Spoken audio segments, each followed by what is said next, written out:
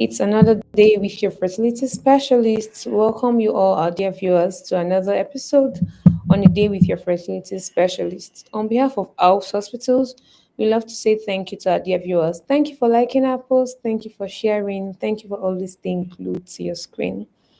So, as we get started, please share this link with someone, call up someone. Feel free to drop your thoughts, your comments, your questions in the comment section, and we'll definitely respond appropriately. Well, we're talking about sperm DNA fragmentation. And yes, we have Dr. Ken. Dr. Ken, it's been a while. We had you here, so it's good to have you today. Yeah, especially talking about spam. So I'm sure our viewers are excited to see you, Dr. Ken. Yes, viewers, for the sake of someone joining for the first time, a bit about Dr. Ken. He's a consultant gynecologist. He's a minimal access surgeon, as a matter of fact, the first that pioneered laser gynecological surgeries in Africa. He's also a fertility specialist and many more. But for today, maybe he'll be the sperm specialist. Well, so let's see what he has brought about sperm DNA fragmentation today. Once again, like I said, drop your thoughts, your comments, your questions in the comment section and respond appropriately. So, Dr. Ken, we're talking about sperm. Well, we've been on this sperm topic, so please call up a man right now, because most times you have women focus on this. It's more like it's a woman problem thing, but we're talking about sperm and DNA fragmentation. So please call up any man you have in your life right now, even if it's your grown-up son. You can call them up. Sure. So, Dr. Ken, well, speaking of DNA fragmentation with the sperm, what does it really mean to begin with? Oh, DNA fragmentation. Yeah, I think this is one of the most important characteristics of a sperm, Hmm. or one very important thing that should be observed in a sperm when you're thinking about fertility. Yeah, the sperm has DNA. Hmm. Mhm. Okay. Yes, if you look at the structure of a sperm, for instance, Yeah. the sperm has what we call the head, you know, then it has the neck, the body, and tail, Hmm. so the head is that big part that looks like a tadpole head, Okay. and that contains the nucleus. The nucleus is where the genetic materials of the sperms Oh, are, and okay. that is where the DNA is. Yes. So the Oh. DNA actually is located in the head of the sperm. Wow. Wow. Yes. And when you want to talk about fertility, getting fertilization of an egg, the Yeah. quality of fertilization of an egg, the quality of embryos, continuity of pregnancy, miscarriage, and all of that, then of Yeah. course the integrity of the DNA becomes very important. Hmm. Yes. So, so when you talk about fragmentation, it means the DNA contained in the head of the sperm Yeah. breaking Oh. into pieces. Hmm. Yeah, that's the In a simple simplified way way. I can put Yes. it. Yes. And this can actually be in different percentages. Hmm. And there are some percentages that are considered to be manageable, Hmm. some percentages considered to be okay and are okay with the sperm, Yeah. and of course, some percentages considered to be very abnormal and poor. And so, the quality of sperms, in addition to the regular analysis, Hmm. it's been determined by the degree Of- of the breaking up or fragmentation of the DNA in the head of the sperm. And the DNA is what carries the hereditary material Hmm. of the sperm located in the nucleus in the head of the sperm. So it's a very important feature of analysis of a sperm, though it is not done regularly Yeah. until it is called upon or it becomes very necessary to do it. Wow. So, viewers, I'm sure you're learning something new with respect to the sperm. and there's just so much more that's coming. Well, let's see what some of the causes are with respect to DNA fragmentation. What are possible things that could actually cause high level of DNA fragmentation for them? So by the way, before I answer that question, it's good to Yeah. tell uh, about to talk about the importance of DNA fragmentation. Mm-hmm. You know, if a sperm has high level of DNA fragmentation, Fragmentation. and by the way, you have a 15% of DNA fragmentation accepted to be good sperm. Oh, So if a wow. sperm has 15% fragmentation, that is tolerable, it's accepted to be a good sperm. Hmm. So if you have a fragmentation rate between 15 to 25%, the sperm is still considered to be good. Then Okay. between 25 to 30, Yeah. yeah, the sperm is fair. Oh, wow. Yes. Okay. Then above 30, and some say above 40, the sperm is considered to be very poor. Oh, oh. And when it is very poor Hmm. or just fair, the rate of fertilization is low. Hmm. The rate of miscarriages could be very high. Hi. Yes, Wow. the rate of getting pregnancy or getting pregnant will be Hmm. low when it is above 30. Parents. While we were younger in Yeah. a, in a, in a, in medicine, Yeah. or maybe better put, when we were in the medical school or residency, let me not go too far backwards. Okay. When we're doing residency, specializing in the field of medicine, Medicine. you know, whenever a woman has miscarried, then they say, okay, it's because the eggs were bad, Bad. Hmm. and so miscarriages happen. Happened. Oh yeah, when she has a blighted ovum, for instance, Okay. the situation where you have a pregnancy, you know, beginning, and then Yeah. eventually the pregnancy disintegrates, and you can only see the shell of the pregnancy, Pregnancy. Okay. an empty sac. We Hmm. say the eggs is bad. Hmm. You know, when the woman gets miscarried, she cries alone, and you feel she just lost everything because Yes. she's old, the eggs are bad. But I think that knowledge is changing, or it rather has changed. Hmm.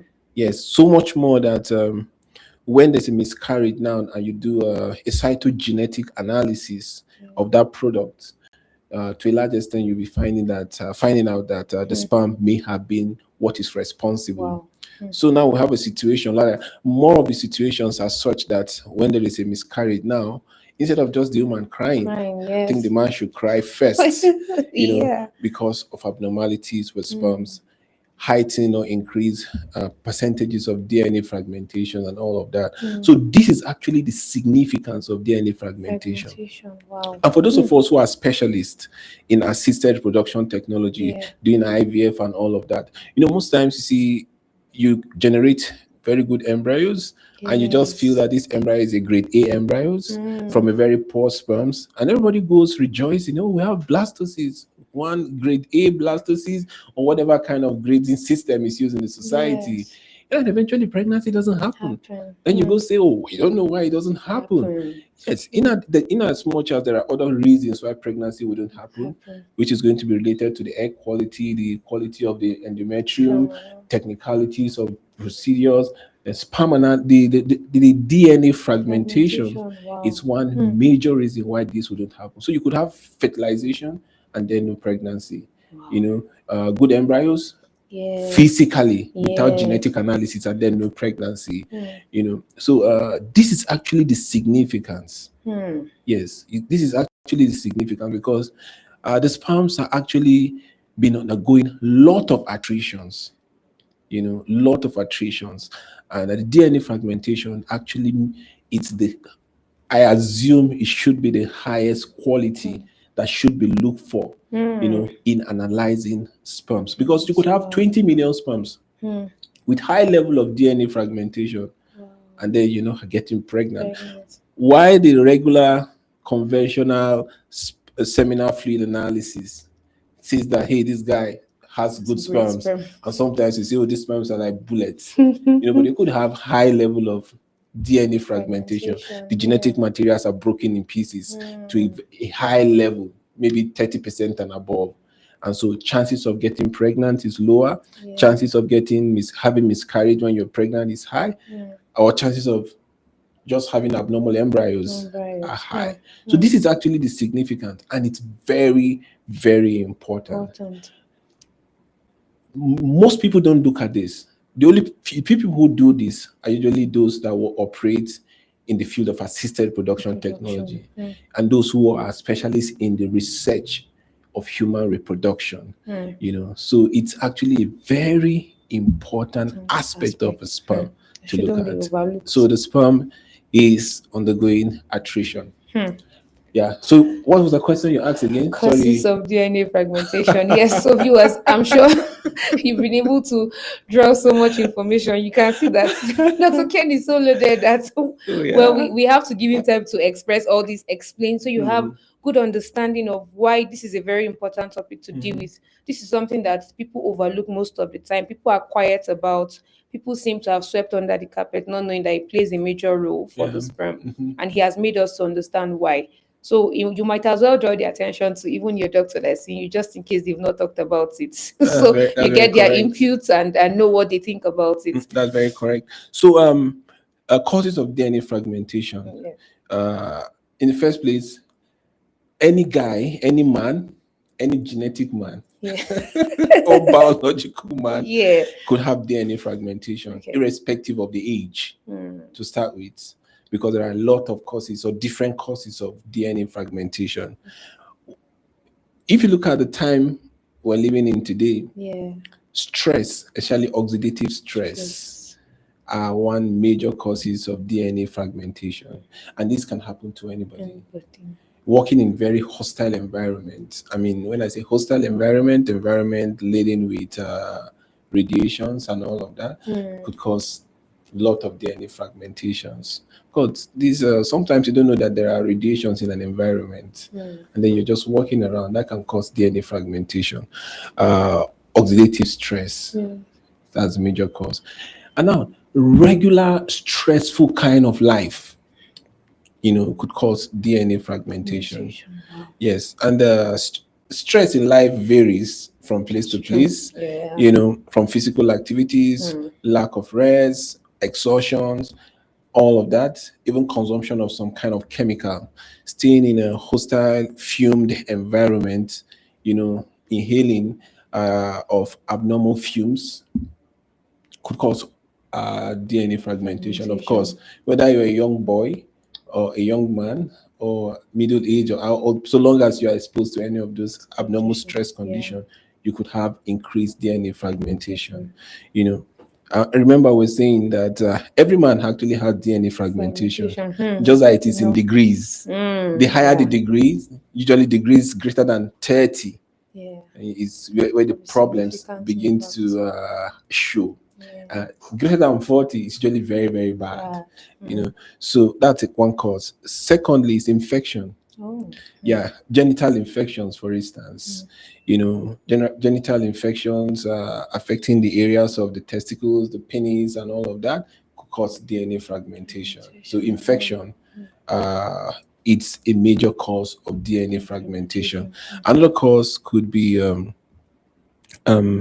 aging.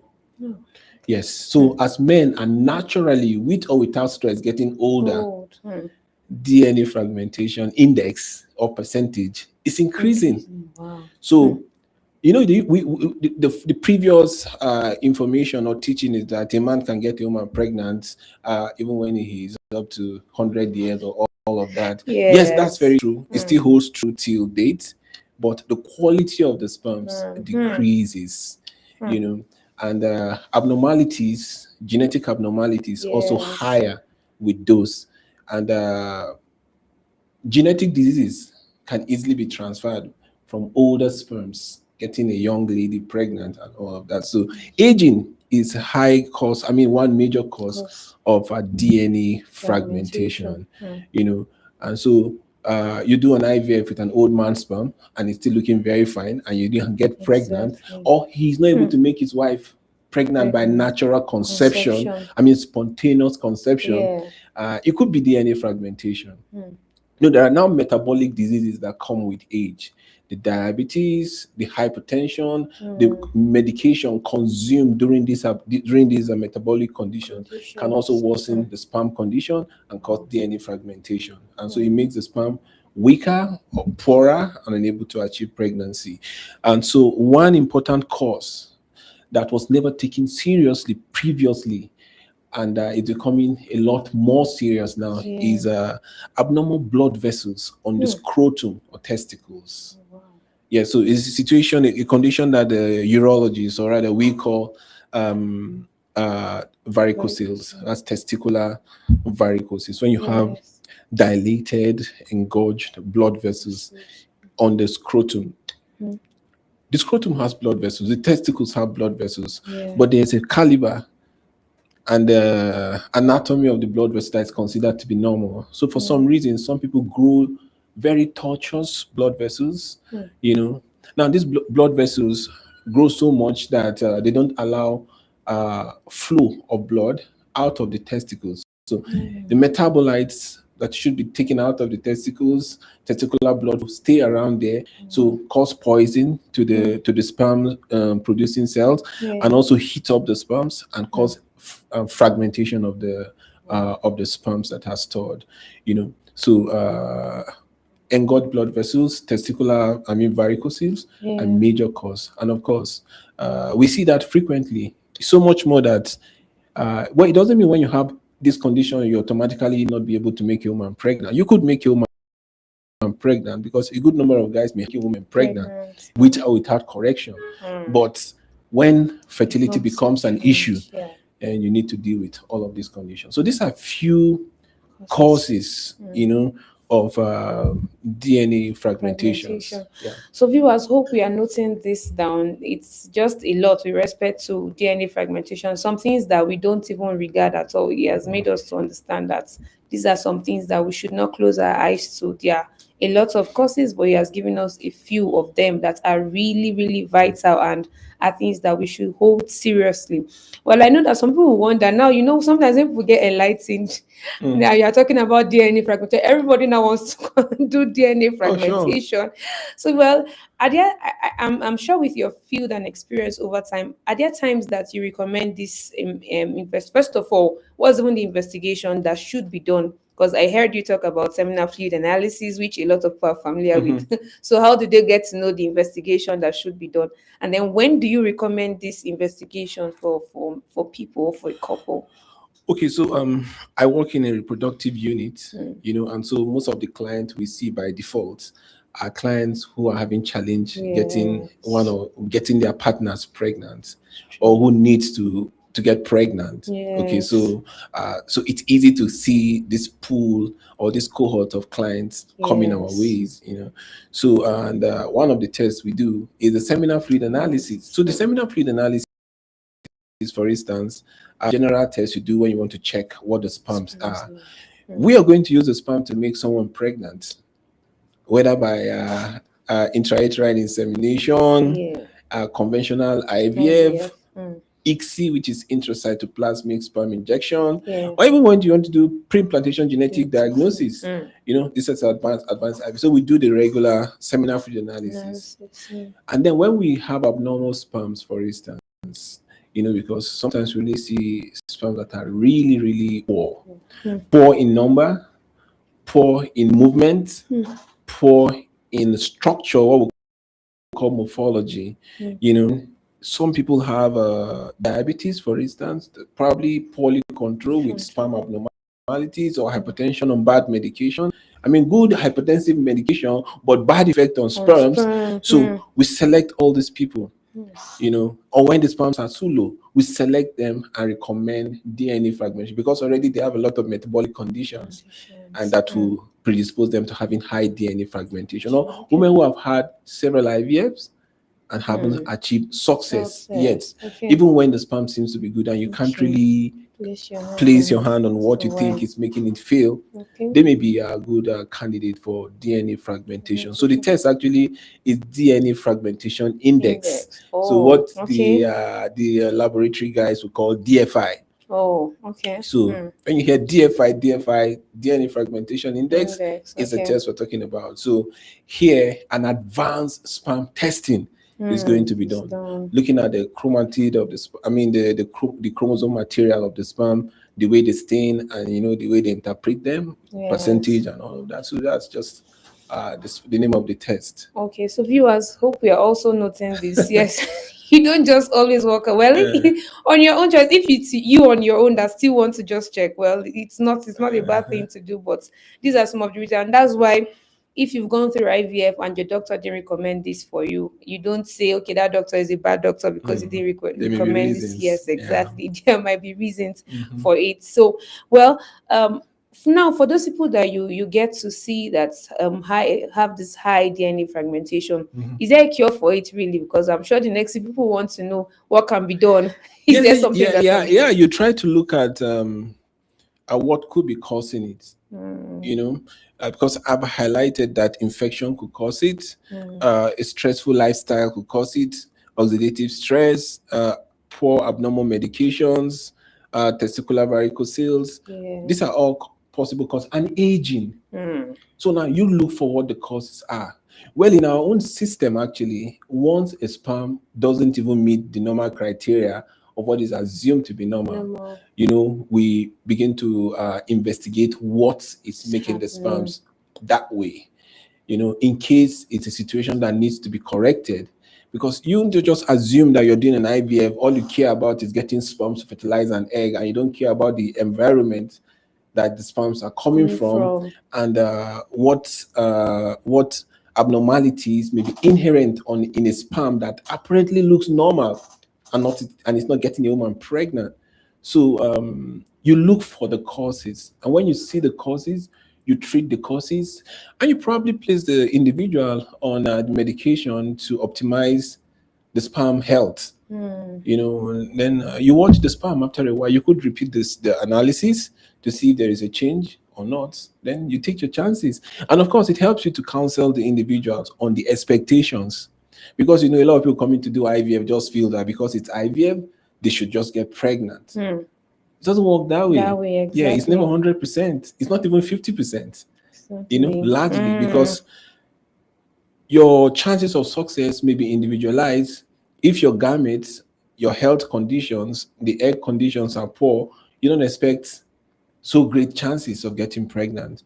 So when you see the cause, if it's abnormal blood vessels in the testicles, you take them out. Okay. If it's metabolic stressors that are there causing oxidative stress, you try to control as much that to be controlled. So you optimize the sperms before making them useful for pregnancy. So you treat. If it's infection, you give antimicrobial, for instance. Yeah. So viewers, hope we were noting all of this. Well, I have a comment from Reef Katsu. She's saying always on point with the right information. That's going to you, Dr. Ken. Well Oh, done, and thanks. kudos to Alps Hospitals. Thank you, Reef Katsu, for hope I pronounced the name well. Thank you for the comments.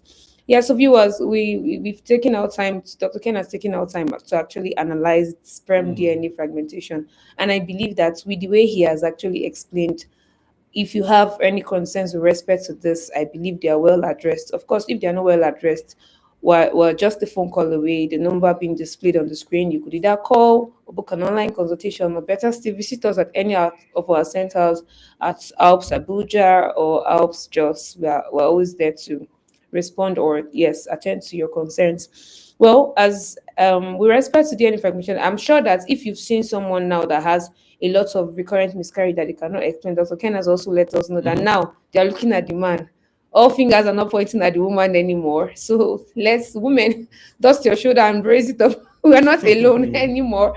So it means that, yes, it's not just about the woman now. Thorough evaluation has to be done for the man. So all fingers shouldn't point at the woman anymore. Well, as we wrap up on this note, do you have any counsel to audience with respect to sperm DNA fragmentation and fertility as a whole? Oh, well, on sperms generally, I think the men should indulge in lifestyle, especially those men who are still seeking reproduction and fertility, should indulge in lifestyle that would help with reproduction, which includes exercise, lifestyle, healthy eating, reduction in consumption of aesthetic drugs or social or recreational drugs, and take time to have good discussion with reproductive endocrinologists or reproductive gynecologists when you have concern about health, the sperm health, Yeah. or concerns with the male reproductive organs, and then if the sperms are low and you have not used your sperms yet, it's good to analyze them and possibly freeze them, yeah, and use them for the future. Future Yeah, because the sperms are really undergoing a lot of changes, changes. subtle changes that we don't even understand. And much more important is the deletions that happen onto the Y chromosomes of the sperms, and the disease condition that they have tendency of propagating, and of course the health implication on the life of newborn male babies and the future for reproduction or procreation. So I think the sperms needs to be protected very, very well. Well, I know that you have this thing for CRISPR. Is there a future for this sperm? The way sperm seems to be just going on the decline by the day. Do we have any future? Is there something that you scientists are actually considering in respect to how the sperm can be helped? Because we don't seem to understand the whole decline with the sperm and all of that. Oh, sure. I think the sperms can actually be helped. It will be helped, and one of the ways is to keep it simple. When the sperms are undergoing a free decline, just for those guys who have not used their sperms yet, Yeah. to get them frozen Frozen. after due analysis.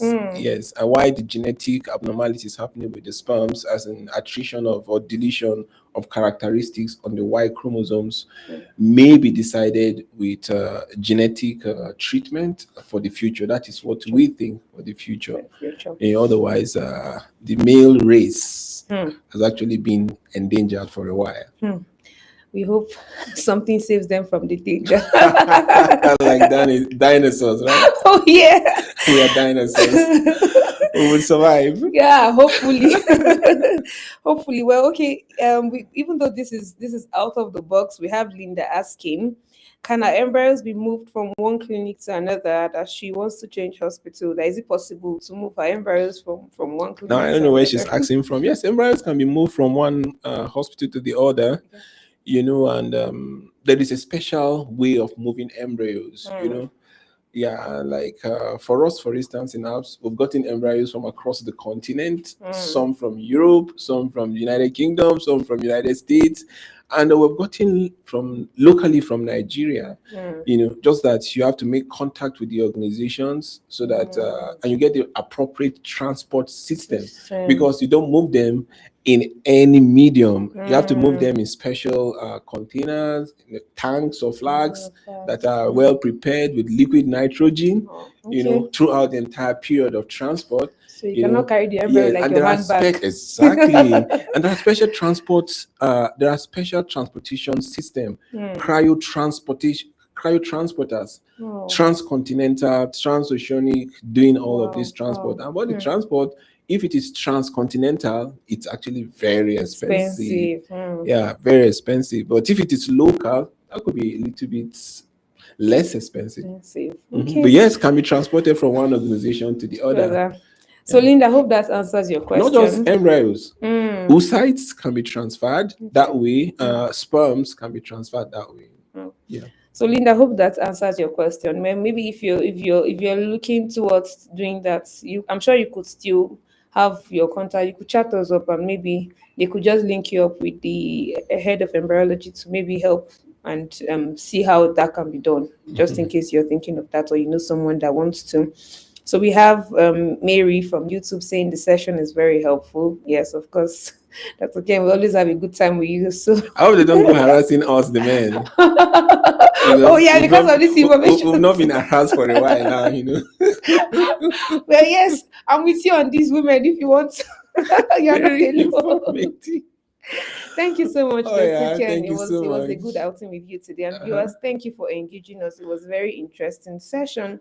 I know that we'll see more of you in our next sections, in our next episode. Please keep staying tuned. Look out for our various posts and our various handles. We are live on all handles and we're active on all our social media handles. So we look forward to seeing more of you. But until now, we wish you a very lovely evening. Bye.